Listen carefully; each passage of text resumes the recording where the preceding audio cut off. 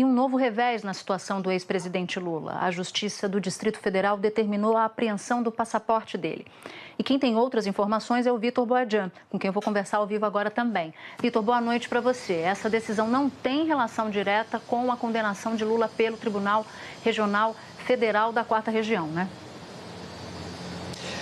Natuza, boa noite a todos. O caso que está na 10ª Vara da Justiça Federal aqui em Brasília, de fato, não tem a ver com a decisão de ontem do Tribunal Regional Federal da 4ª Região de condenar o ex-presidente Lula. O caso aqui na Justiça Federal de Brasília trata de uma investigação de uma suposta vantagem que o ex-presidente e o filho dele teriam recebido nas negociações da compra de caças suecos para a defesa do Brasil.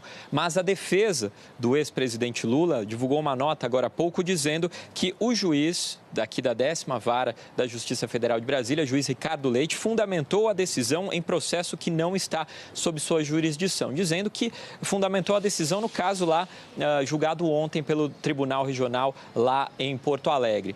O fato é que a Justiça Federal de Brasília diz que o processo está em sigilo e fato consumado a própria Polícia Federal admitiu que recebeu o ofício por volta das 8 da noite, determinando a retenção do passaporte do ex-presidente Lula. Assim que chegou esse ofício, o diretor-geral da Polícia Federal, Fernando Segovia, comunicou o ministro da Justiça, Torquato Jardim, que determinou que essa retenção fosse feita sem constrangimentos ao ex-presidente. E aí a defesa do ex-presidente também agora há pouco confirmou que a entrega do passaporte vai acontecer amanhã. Portanto, acabando com as chances do ex-presidente fazer a viagem que ele pretendia à Etiópia, onde participa de um evento da Agência das Nações Unidas para a Alimentação. A defesa do ex-presidente, inclusive, diz que o TRF4, que ontem condenou o ex-presidente Lula, sabia dessa viagem e já sabia que o ex-presidente voltaria ao Brasil no dia 29, portanto, na semana que vem da Etiópia. Então, a Justiça alegando que não, em tese, não haveria aí qualquer risco do ex-presidente deixar o país e não retornar. Então, mais uma vez, na linha de que não haveria necessidade da retenção do passaporte. De qualquer forma, o passaporte deve ser entregue amanhã. E a defesa do ex-presidente diz que vai continuar com as medidas cabíveis para evitar essa retenção, mesmo com a entrega já marcada para amanhã. Natuza. Vitor, muito obrigada pelas informações e uma boa noite para você. O Vitor citou o fato de o diretor-geral da Polícia Federal informar o ministro da Justiça sobre a entrega do passaporte, a exigência de que o ex-presidente Lula entregasse o passaporte. É uma questão formal e é de praxe que o diretor-geral, quando se trata de figura politicamente exposta, avise o ministro da Justiça, que é o chefe administrativo da PF. Feito esse esclarecimento, eu vou passar aqui a bola para os nossos dois comentaristas, Merval e Camarote. Muito boa noite para vocês.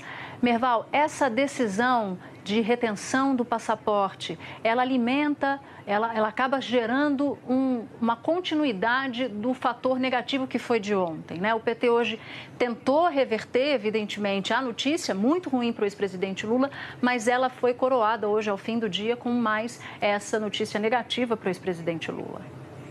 É negativa por um lado, mas também é mais uma medida que pode fazer com que o Lula se vitimize, né?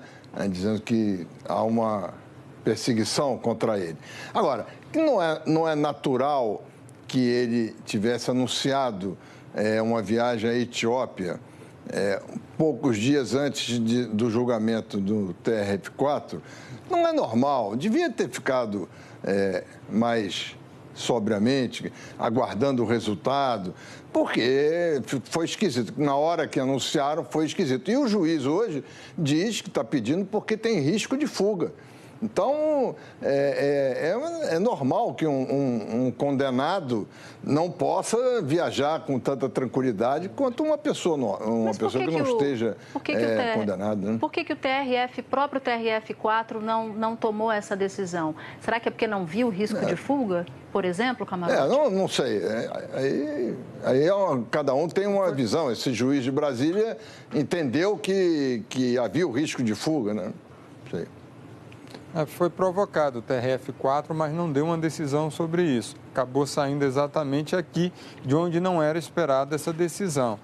Independente de qualquer coisa, de fato, Merval, já sabendo isso de antemão, teria que ter, de fato, uma posição mais sóbria. Agora, o conjunto disso mostra o seguinte: um ex-presidente Lula agora na mira realmente da justiça. Isso começa a preocupar o Partido dos Trabalhadores, muito mais do que essa viagem. É uma viagem ali de importância muito residual.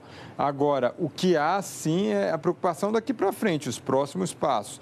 O Clava estava falando, inclusive, desse temor, e é real, esse temor de uma eventual prisão do ex-presidente Lula, lógico, depois de esgotar o embargo de declaração lá no Tribunal Regional Federal. Então, há essa preocupação. Há um movimento, de fato, até mesmo de pedir um habeas corpus preventivo, mas à frente, essa seria uma solução para tentar brecar isso e aguardar, a partir daí, veja como é delicada a situação, um movimento do próprio Supremo Tribunal Federal para mudar aquele entendimento de prisão a partir de condenação em segunda instância. Veja o ponto, a fragilidade a que chegou a situação do ex-presidente Lula. Hoje ele, Merval... Oi, Merval. Não, eu só queria dizer o seguinte: eu acho que o Lula tem todo o direito de fazer todos os recursos que a lei permitir. Acho que ele está dentro do seu direito. E mesmo essa situação do Supremo de colocar na pauta só porque o Lula foi condenado, porque evidentemente existe essa vontade de botar na pauta o assunto da prisão em segunda instância. Sempre existiu no ano passado. Por que não puseram na pauta, então, antes? Sabia que havia esse julgamento, sabia que havia essa situação, era previsível, poderia acontecer. Deveriam ter feito isso antes, para não ficar com a sensação de que só estão fazendo agora para ajudar o Lula. Mas, de qualquer maneira, a prisão do Lula não é a coisa mais importante. O mais importante é que a lei seja cumprida e seja cumprida em prazos compatíveis com a eleição. Só tem que resolver tudo antes do dia 15 de agosto, que é o último dia para registrar candidaturas e alianças partidárias. No dia 16 começa oficialmente a campanha. E aí a Justiça não pode permitir que a campanha comece sem uma definição definitiva, uma decisão definitiva sobre o caso do Lula. É simplesmente isso. E se houver a decisão final contra o Lula, ele irá preso. Não vai preso agora, mas vai preso em agosto. Agora, se houver uma decisão a favor do Lula, e se for uma decisão clara, que não deixe nenhuma dúvida à opinião pública de que houve um beneficiamento ao Lula, ele vai ser candidato. Agora, o que não pode é ficar nessa história de pré-candidato até o final, né, e tentar confrontar a legislação, como hoje o Lindenberg, o Stedley, num comício, falaram que não aceitarão a decisão da Justiça, que não estamos em uma democracia, que o Lula não vai ser preso, não vão deixar. Ora, isso não pode, isso é contra a democracia, contra as instituições, é insuflar os militantes contra as instituições. Isso não pode. Camarote. Tem de fato, Merval, Natuza, uma estratégia do PT, essa é uma estratégia política do Partido dos Trabalhadores, de tentar, como a gente já falou aqui, a questão de tornar o Lula uma vítima, como ele estivesse sendo perseguido, e tentar mostrar, do ponto de vista, passar a imagem que não há respeito às regras no Brasil, não há que ele está vivendo uma exceção, o que não é verdade. O Lula, é importante dizer, não foi o primeiro condenado, nem na primeira instância, nem na segunda instância. Ele estava reclamando aí de perguntas da Polícia Federal. O mesmo acontece com o presidente Michel Temer, que também reclama de perguntas da Polícia Federal. Outros do PMDB, PSDB entraram na mira. PMDB, o Eduardo Cunha, o principal antagonista do PT, está preso em Curitiba. Então, não é esse o cenário. E É lógico que você tem ali esse discurso do Partido dos Trabalhadores, que a gente tem que... É muito claro que a lei tem que ser cumprida. É lógico que o Lula é uma liderança importante, está na frente das pesquisas, mas não é por causa disso que, para, inclusive, respeito às instituições, ele também não pode ser diferente em relação à lei. Antes de eu me despedir de vocês, eu queria dividir uma conversa que foi curiosa com um integrante do PCdoB sobre a situação do ex-presidente Lula. Ele dizia o seguinte: olha, para nós só deu a lógica, para os partidos de esquerda só deu a lógica. Se o PT guardava alguma ansiedade ou desejo de que o resultado e o placar fosse diferente, nós não estávamos contando com isso. Eu estou falando isso porque hoje o dia foi o PT, os partidos de esquerda, a esquerda se divide. Eu só queria pontuar porque, segundo esse dirigente do PCdoB, a esquerda já estava dividida em relação à candidatura presidencial.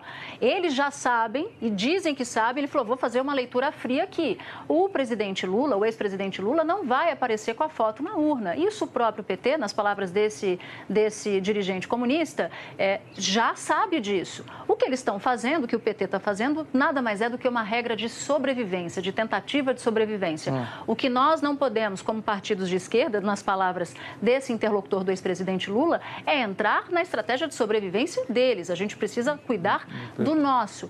E aqui ele diz, e essa parte que eu achei mais interessante: nós estamos todos querendo cuidar do pós-Lula. Nas palavras desse comunista, desse dirigente do PCdoB, que é extremamente aliado ao ex-presidente. Mas eu me despeço já.